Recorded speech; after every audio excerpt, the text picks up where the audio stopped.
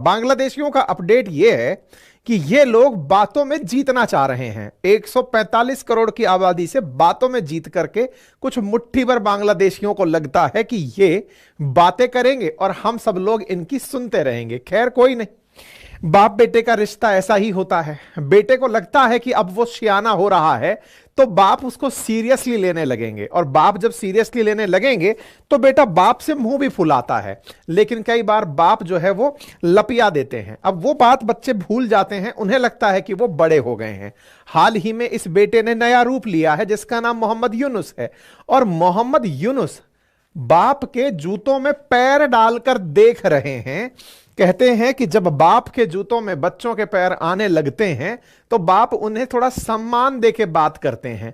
लेकिन यह बच्चा भूल जा रहा है कि बहुत ही छोटा है रे तू, अब इतना छोटा है कि लतिया दें कि गतिया दें समझ नहीं आ रहा है, इसलिए केवल बोल करके चुप चल रहे हैं हम लोग। अच्छा, हमारे देश में भी बहुत अच्छे से इस चीज को देखा जा रहा है जो बांग्लादेश में हो रहा है, और हमें लगता भी है कि इस स्थिति के पीछे बहुत ज्यादा स्ट्रेटेजिकली हमारे देश के नेताओं के द्वारा देशवासियों को सोचने का समय दिया जा रहा है। देखिए, जो हो रहा है वो बांग्लादेश में हो रहा है, बांग्लादेश के लोगों के साथ हो रहा है, लेकिन यह नजारा भारत के लोगों को यह दिखाने के लिए था कि देखिए, जो भारत के अंदर चलता आ रहा इतने दिन से राग था कि हम सहिष्णु हैं, हम दुनिया में सह अस्तित्व की बातें करते हैं, all eyes only on Gaza होती हैं, all eyes only on West Bank होती हैं, सारे परसिक्यूशंस केवल दुनिया के दूसरे देशों में होते हैं, भारत के नेताओं के बयान भी किसी विशेष क्षेत्र के लिए होते हैं, बीच राजनीति में राजनीति के बड़े दिग्गज निकल कर आते हैं और बयान देते हैं कि देखिए गाजा में क्या हो रहा है, लेकिन पड़ोस की पड़ोस में कुछ हो रहा है ये दिखाई नहीं दे रहा है।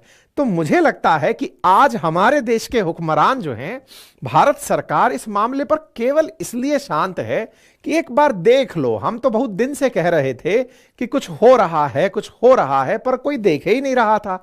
सबको लग रहा था कि नहीं नहीं, छात्र एस्पिरेशन है, क्रांतिकारी हैं, आए हैं, सत्ता को पलट दिए हैं, सरकार बदल दिए हैं, लोकतंत्र की यही ताकत है, और इनके नेतृत्व में जो कि नोबेल पुरस्कार विजेता हैं, पता नहीं किस चीज में जीत गए हैं, अमेरिका ने इनको इतना प्यार दिया कि ये जेल से निकलकर सीधे सरकार चलाने निकल पड़े। लगा कि पापा जी के जूते पहनकर बस अभी जेंटलमैन बनकर बाहर निकलेंगे। ऐसे में इनको सरकार संभला दी जाती है। अब सरकार इनको संभला दी जाती तो है, लेकिन ये अपने आप को इतना तेजू समझने लगते हैं कि इन्हें उन सारी राजनीतियों की एबीसीडी आ गई हैं। जो छात्र नेता अब तक सड़कों पर थे, उन्हें लगता है कि अब तो वो आईटी मिनिस्टर बन गए हैं, आईटी मिनिस्टर के साथ साथ उनको बड़े बड़े मंत्रालय सौंप दिए जाते हैं। लेकिन भारत सरकार भी तसल्ली से बैठ करके कि ठीक है, फैला लो जितना रायता फैलाना है तुम्हें, क्योंकि तुम्हारा रायता फैलता हुआ देखना ही तो हमारे देश के लिए अपनी आंखें खोलने जैसा होगा। अदरवाइज हमारे देश में तो कहा यह जाता है कि हमारा देश सहिष्णु है, सब कुछ बहुत अच्छे से चल रहा है। बोले नहीं, बस देखो, और देख करके अपने अंदर यह बात जगाओ कि देखो वहां क्या हो रहा है। अब देखो वहां क्या हो रहा है, ऐसे में भारत सरकार पर भारत के लोग जबरदस्त डिमांड लगाए फिर रहे हैं, सर कुछ करते क्यों नहीं। जो कभी पूर्वी पाकिस्तान हुआ करता था, वो पश्चिमी पाकिस्तान के साथ मिलकर के एक हो जाएगा। ये वो वाली बात है कि तुम इस चौराहे पर भीख मांगते थे, हम उस चौराहे पर भीख मांगते हैं, आओ दोनों साथ मिलकर मांगेंगे। ऐसी स्थिति में दोनों को एक ही अमीर बीच में दिख रहा है जिसका नाम भारत है, लेकिन भिखारियों के बीच की ये दोस्ती जो है वो दुनिया को बड़ा मनोरंजन दे रही है। ऐसे में ही एक भिखारी नेता उठ करके डायलॉग मार दिया कि अगर भारत ने हमसे चटगांव मांगा तो हम उनसे बंगाल मांगेंगे, बिहार मांगेंगे, उड़ीसा मांगेंगे। अच्छा, ये कोई छोटा मोटा नेता और नहीं था। इसने जो जगह मांगी उससे आप में से कई लोग ऐसे होंगे जो बिहार में बैठकर हमें सुन रहे होंगे, उड़ीसा बंगाल में सुन रहे होंगे, और बोले यार कल को क्या हम भी चले जाएंगे क्या। हमें तो लगता था कि हमारे देश में केवल राजनीति के लिए यह लाइन बोली जाती है, लेकिन अब तो यार बड़े बड़े नेता डायलॉग मार दे रहे हैं। बाय द वे मैं बता दूं, जिस नेता का यह बयान है, यह है कौन लेवल का नेता। बांग्लादेश के अंदर दो पार्टियां हैं, एक का नाम है आवामी लीग जिसकी शेख हसीना भारत में हसीन सपने देख रही हैं, दूसरी तरफ है बीएनपी पार्टी, उसके नेता है खालिदा जिया। उन खालिदा जिया की पार्टी का सीनियर जनरल सेक्रेटरी रैंक का आदमी है ये रिजवी। इसने कहा है कि हमारी नजर तो बिहार, उड़ीसा और बंगाल पर है, कहां रह रहे हो। अब ये बात निकलकर कहां से आई, आइए उसको भी थोड़ा बता दें, इतिहास के झरोकों में लेकर चलते हैं। साथियों, 1905 से पहले यह पूरा क्षेत्र एक ही हुआ करता था, जिसे बंगाल प्रोविंस कहते थे। जिसे आज बांग्लादेश कहते हैं, यह पूर्वी बंगाल बना तो 1905 में लॉर्ड कर्जन के दुर्जन प्रयासों से। और जो पश्चिम की तरफ बंगाल रह गया, जिसे आज पश्चिम बंगाल कहते हैं, ये दोनों हिस्से तोड़ दिए गए, अलग अलग कर दिए गए। पूर्वी बंगाल, पश्चिमी बंगाल बन गए, दोनों अलग अलग। बहुत ज्यादा विरोध हुआ, बंगालियों ने प्यार दिखाया, एक दूसरे को राखी बांधी, बढ़िया सारे गीत गाए, स्वदेशी आंदोलन चलाए, साड़ियां तो नहीं लेकिन हां ब्रिटिश कपड़े जलाए, तमाम प्रकार की चीजें हुई, स्वदेशी आंदोलन हुआ देश में।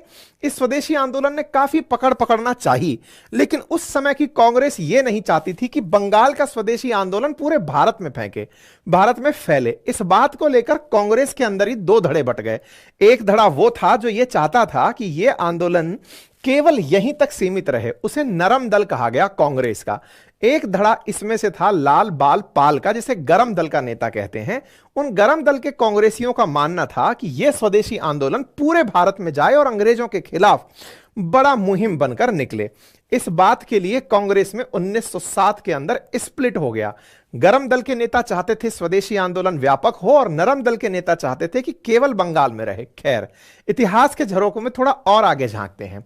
1911 में पूर्वी बंगाल और पश्चिमी बंगाल को वापस मिला दिया गया कि ठीक है साहब, छोड़ो, दोनों लोग मिल जाओ, काफी झगड़ा हो लिया, कोई बात नहीं। आप लोगों में तलाश लिया हमने कि हिंदू मुस्लिम को बढ़िया से लड़ाया जा सकता है।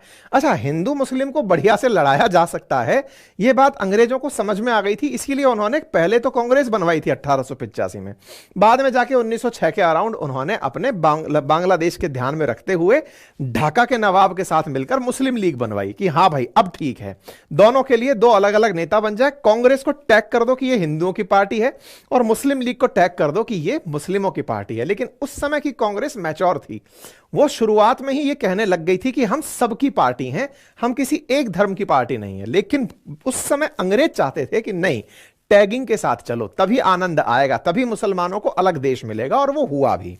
खैर, 1912 में जब इन दोनों को मिला दिया गया, बंगालियों में फिर से प्रेम जागा, लेकिन अपने अंदर पड़ी हुई रिफ्ट वो देख चुके थे कि कैसे एक दूसरे से हिंदू मुस्लिमों को लड़ाया जा सकता है।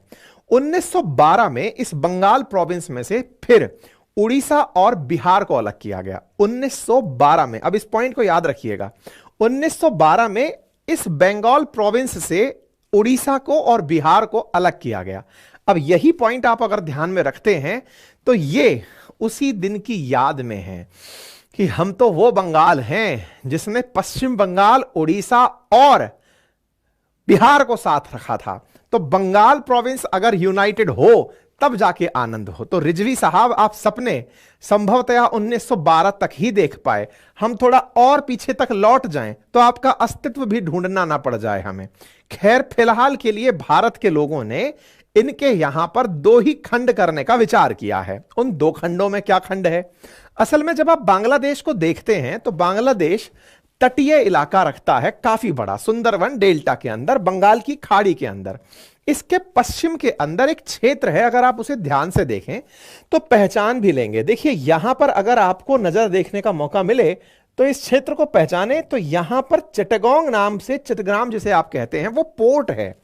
भारत का जो नॉर्थ ईस्ट है, जिस नॉर्थ ईस्ट से भारत का शेष भाग कनेक्ट होना चाहता है, उसे यहां से होकर सिलीगुड़ी कॉरिडोर के माध्यम से, जिसे आप चिकन नेक कहते हैं, उसके माध्यम से ही कनेक्ट होना होता है। अगर भारत को अपने त्रिपुरा में और मिजोरम में सामान भेजना है, मान लीजिए पश्चिम बंगाल से ही मिजोरम तक सामान भेजना है, तो यह सामान पूरा यूं लंबा रास्ता फॉलो करके फिर पहुंचता है, लंबा समय लगता है। भारत ने शेख हसीना के टाइम पर यहां पर एक बेहतर विकल्प तलाशा।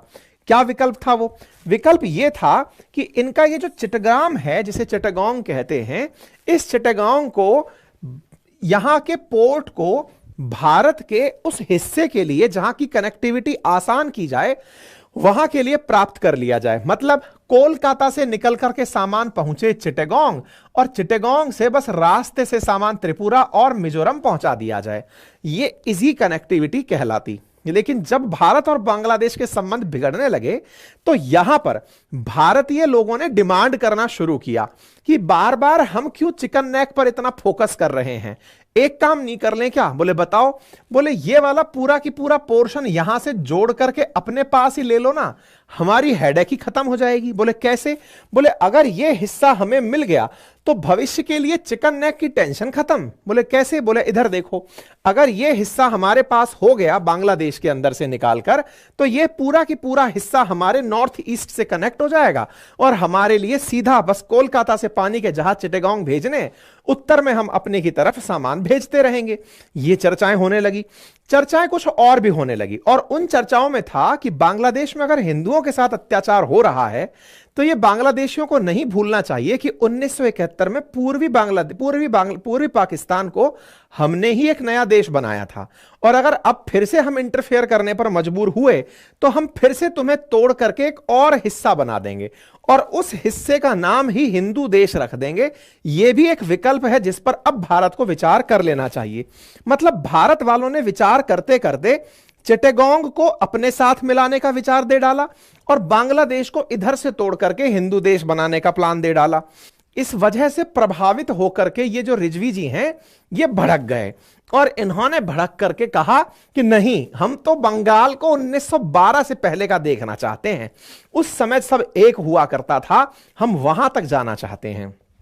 तो हम तो कह रहे हैं कि हम तो साहब आजादी से पहले का देख करके भी खुश हैं, आप तो यहां पहुंचे, हम सबको एक करना चाहते हैं। खैर जो भी हो, फिलहाल के लिए बातें ही चल रही हैं, लेकिन इन बातों का अर्थ तो आपको समझ में आ ही गया होगा।